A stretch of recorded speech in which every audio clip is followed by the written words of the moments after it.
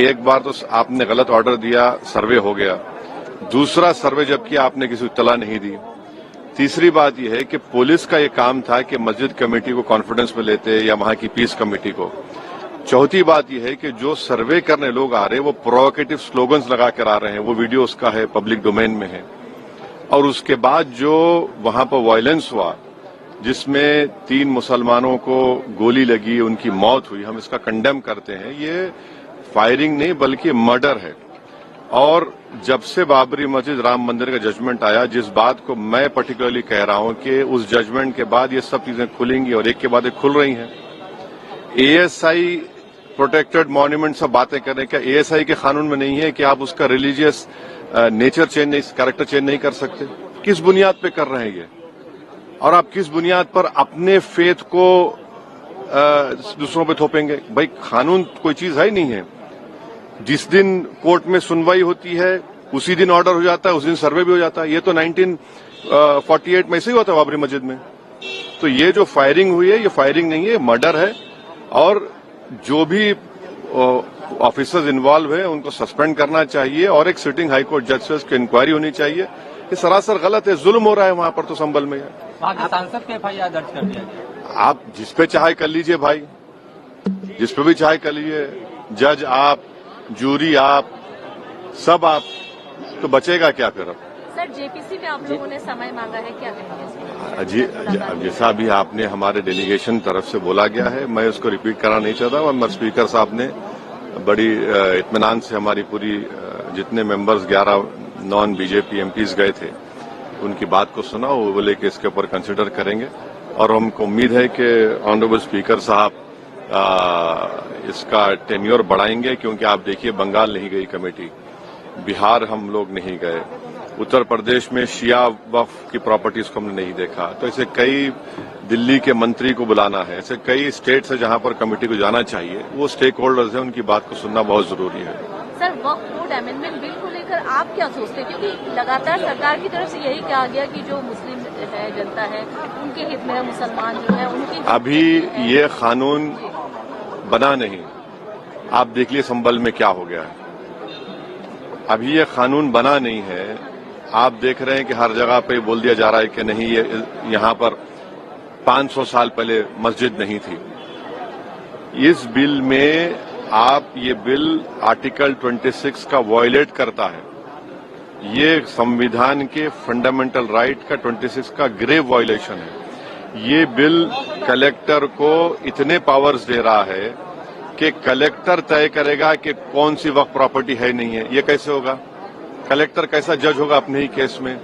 तीसरा, आप किस बुनियाद पर इस बिल में आप नॉन मुस्लिम को मेंबर बना रहे हैं? जितने धर्म की बुनियाद पर, चाहे वो हिंदू धर्म के एंडोमेंट बोर्ड्स हो, चाहे दिल्ली का एसजीपीसी हो या उसका एक्ट हो, या क्रिश्चियंस के जो भी उनके धर्म के संस्थाएं हैं, वहां पर तो कोई उसी धर्म का आदमी मेंबर बनता है।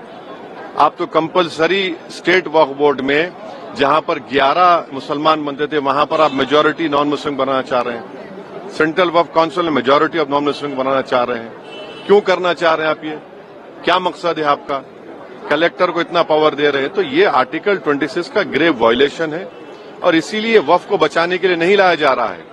ये वक्फ को खत्म करने के लिए, और वक्फ बोर्ड को सिर्फ एक पोस्ट ऑफिस बना के रखना चाह रहे हैं। तो जो वक्फ की प्रॉपर्टी है वो गवर्नमेंट की दी भी नहीं है, इसको मुसलमानों की गाड़े खून की कमाई है, तो आप उसको छीनना चाह रहे हैं। और उतना ही मकसद है सरकार का। आप देख रहे हैं संभल में क्या हो रहा है, ऐसे ही और वाकयात होते रहेंगे। देखिए, सबसे पहली बात तो ये है कि संभल की चंडोसी की जो जामा मस्जिद है वो कोई 50 साल 100 साल नहीं, बल्कि 200-250 साल पुरानी मस्जिद है, उससे ज्यादा है। वहां पर कोर्ट की तरफ से बगैर मस्जिद के जिम्मेदारों को, कमेटी को सुने, उन्होंने एक एक्स पार्टी ऑर्डर पास कर दिया, वो गलत है। दूसरा ये है कि एक बार तो आपने गलत ऑर्डर दिया, सर्वे हो गया। दूसरा सर्वे जब किया आपने किसी को इत्तला नहीं दी। तीसरी बात यह है कि पुलिस का ये काम था कि मस्जिद कमेटी को कॉन्फिडेंस में लेते या वहां की पीस कमेटी को। चौथी बात यह है कि जो सर्वे करने लोग आ रहे हैं वो प्रोवोकेटिव स्लोगन्स लगा कर आ रहे हैं, वो वीडियो उसका है, पब्लिक डोमेन में है। और उसके बाद जो वहां पर वायलेंस हुआ जिसमें 3 मुसलमानों को गोली लगी, उनकी मौत हुई, हम इसका कंडेम करते हैं। ये फायरिंग नहीं बल्कि मर्डर है। और जब से बाबरी मस्जिद राम मंदिर का जजमेंट आया, जिस बात को मैं पर्टिकुलरली कह रहा हूं कि उस जजमेंट के बाद ये सब चीजें खुलेंगी और एक के बाद एक खुल रही हैं। एएसआई प्रोटेक्टेड मॉन्यूमेंट सब बातें करें, क्या एएसआई के कानून में नहीं है कि आप उसका रिलीजियस नेचर चेंज नहीं, कैरेक्टर चेंज नहीं कर सकते? किस बुनियाद पे कर रहे हैं ये? और आप किस बुनियाद पर अपने फेथ को दूसरों पे थोपेंगे? भाई कानून कोई चीज है ही नहीं है। जिस दिन कोर्ट में सुनवाई होती है उसी दिन ऑर्डर हो जाता है, उस दिन सर्वे भी हो जाता है। ये तो 1948 में ऐसे ही होता है बाबरी मस्जिद में। तो ये जो फायरिंग हुई है, ये फायरिंग नहीं है, मर्डर है। और जो भी ऑफिसर्स इन्वॉल्व है उनको सस्पेंड करना चाहिए और एक सिटिंग हाईकोर्ट जज से उसकी इंक्वायरी होनी चाहिए। ये सरासर गलत है, जुल्म हो रहा है वहां पर तो संभल में। वहाँ के सांसद के FIR दर्ज कर दिया गया। आप जिस पे चाहे कर लीजिए भाई, जिस पे भी चाहे कर लीजिए, जज आप, जूरी आप, सब आप, तो बचेगा क्या फिर? अब सर जेपीसी में आप लोगों ने समय मांगा है, क्या कहेंगे? जी, जैसा अभी आपने हमारे डेलीगेशन तरफ से बोला गया है, मैं उसको रिपीट करना नहीं चाहता हूं। स्पीकर साहब ने बड़ी इत्मीनान से हमारी पूरी जितने मेंबर्स 11 नॉन बीजेपी एमपीज गए थे उनकी बात को सुना। वो बोले कि इसके ऊपर कंसिडर करेंगे और हमको उम्मीद है कि ऑनरेबल स्पीकर साहब इसका टेन्योर बढ़ाएंगे, क्योंकि आप देखिए बंगाल नहीं गई कमेटी, बिहार हम लोग नहीं गए, उत्तर प्रदेश में शिया वक्फ की प्रॉपर्टीज को हमने नहीं देखा। तो ऐसे कई, दिल्ली के मंत्री को बुलाना है, ऐसे कई स्टेट से जहां पर कमेटी को जाना चाहिए, वो स्टेक होल्डर्स हैं, उनकी बात को सुनना बहुत जरूरी है। सर वक्फ बोर्ड अमेंडमेंट बिल को लेकर आप क्या सोचते हैं? क्योंकि लगातार सरकार की तरफ से यही कहा गया कि जो मुस्लिम है जनता है उनके हित में, मुसलमान जो है उनकी अभी ये कानून बना नहीं, आप देख लीजिए संभल में क्या हो गया है। अभी ये कानून बना नहीं है, आप देख रहे हैं कि हर जगह पे बोल दिया जा रहा है कि नहीं, ये यहाँ पर 500 साल पहले मस्जिद नहीं थी। इस बिल में आप, ये बिल आर्टिकल 26 का वायलेट करता है। ये संविधान के फंडामेंटल राइट का 26 का ग्रेव वायलेशन है।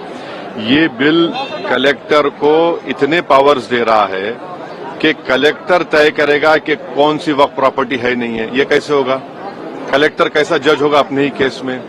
तीसरा, आप किस बुनियाद पर इस बिल में आप नॉन मुस्लिम को मेंबर बना रहे हैं? जितने धर्म की बुनियाद पर, चाहे वो हिंदू धर्म के एंडोमेंट बोर्ड्स हो, चाहे दिल्ली का SGPC हो, या उसका एक्ट हो, या क्रिश्चियंस के जो भी उनके धर्म के संस्थान हैं, वहां पर तो कोई उसी धर्म का आदमी मेंबर बनता है।